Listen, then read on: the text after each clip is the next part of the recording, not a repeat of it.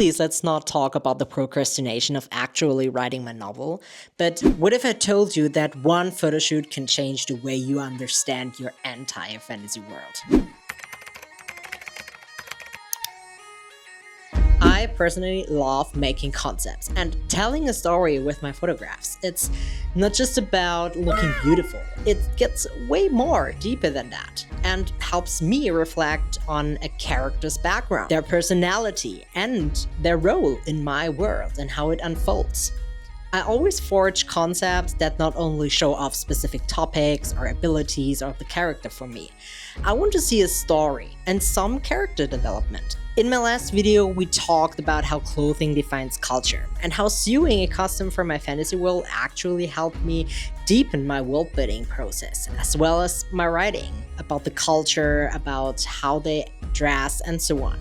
And by understanding the materials, I started forging historical details and confronted cultural gaps in my world-building process. So after this project, I didn't just see the culture more clearly, I felt it. Photography does not only bring these details and the character alive, it gives you a better understanding of the character. In today's video, I'm taking you behind the scenes of a fantasy photo shoot that didn't just create beautiful pictures. It deepened the culture, the religion, and the emotional core of my world and Antara and the Kingdom of Taldrayan. Through custom, light, symbolism, and character embodiment, I discovered details I didn't even know were missing.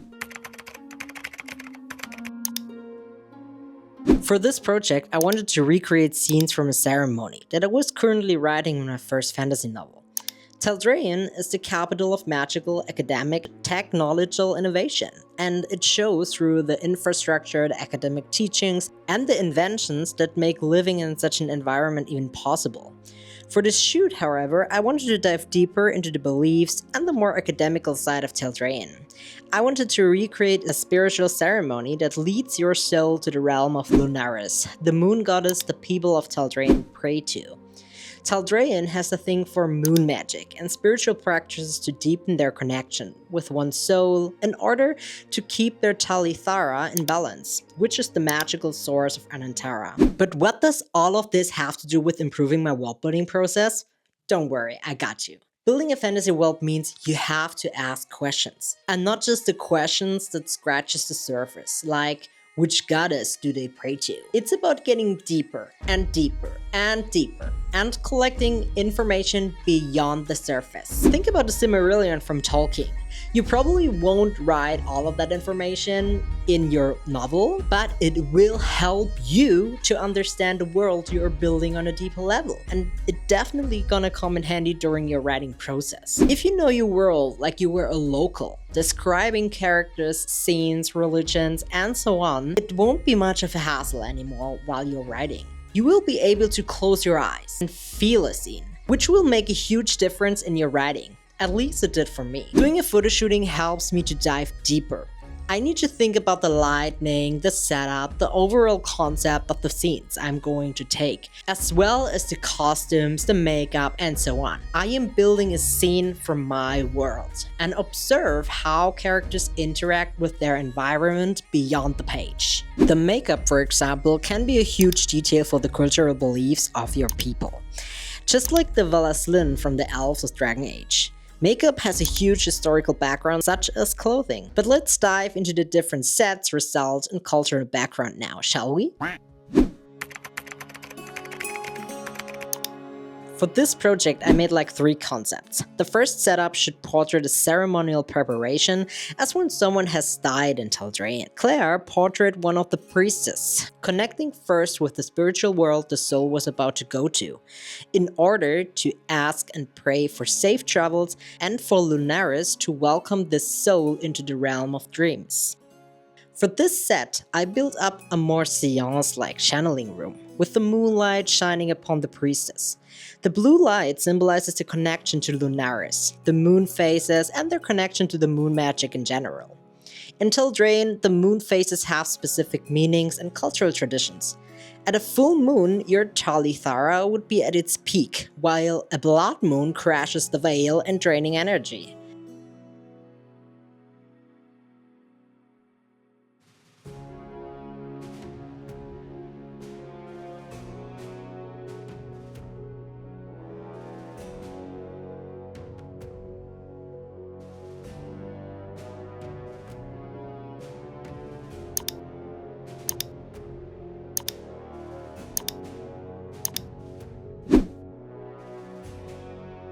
In this concept, we see how Claire fulfills the ceremony of death in 3 steps: channeling, cleansing, ritual, and guiding the soul towards its new adventure.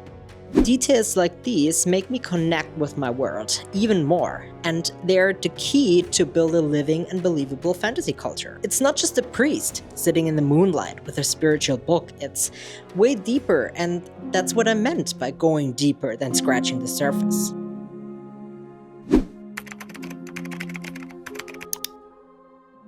For the next set, I had to ask myself what happens after the death in Anantara, which is an existential question, especially for the people of Taldrain. In this set, I wanted to portray the perspective of one who is dying, asking me questions like where will they travel to, how will it look like, and how does one move on?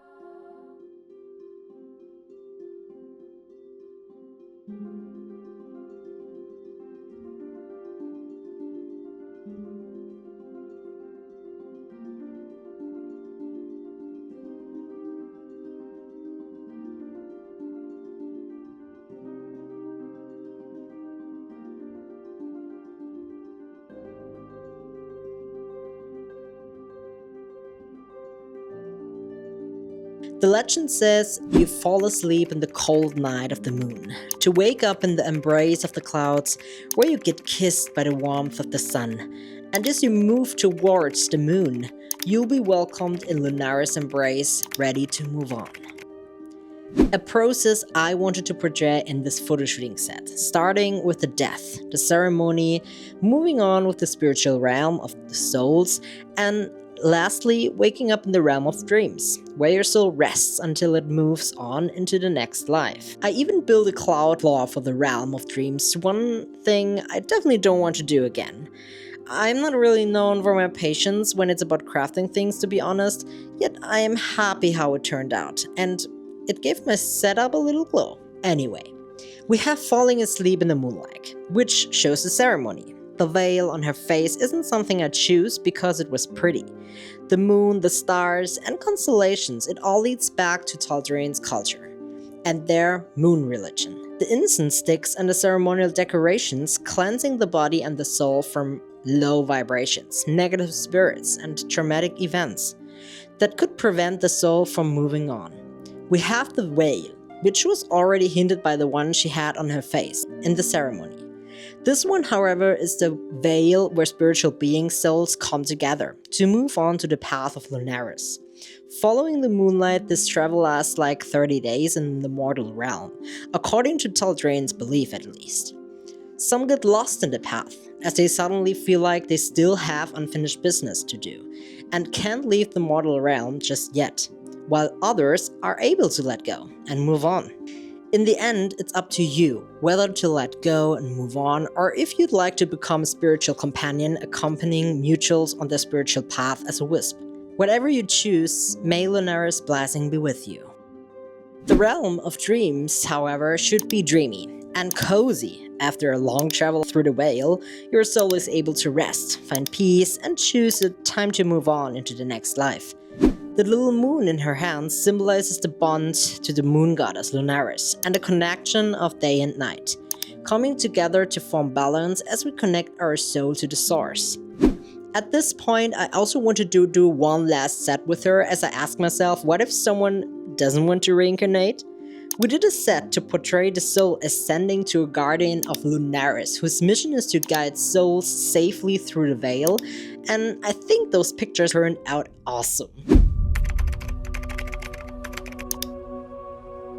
After talking a lot about the ceremony and the procedure for those who move on, I wanted to round this up with Lunaris herself. Like, who is she? What is her actual task in this world? And how would she look like? Of course, I had a lot of ideas and a whole Pinterest board with inspirations. Yet, I had no concept of her, How would a goddess of the moon and death look like? Does she have to be portrayed at all? But during the shooting, a lot of inspiration came in that definitely strengthened my concept of her. The harp we used in the shooting gave me the idea for another legend to deepen my world building. Lunaris, the goddess of the moon, is known to guide souls to the afterlife and judge them by weighing their heart to decide if they were worthy of eternal life, just like the Egyptian god Anubis.